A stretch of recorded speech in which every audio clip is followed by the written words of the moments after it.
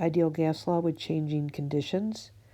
We're going to assume N1 equals N2, T1 equals T2, because there's nothing about those variables in the equation. It's valid to assume that they are constant. So that means all of these cancel out. Don't let this throw you. What that means is that this is equal to 1 over 1. So when we cross multiply, we have P1V1 times 1 is equal to P2V2 times 1. Let's return to the question statement. It's asking us to determine the pressure after the expansion. So we're going to be solving for P2.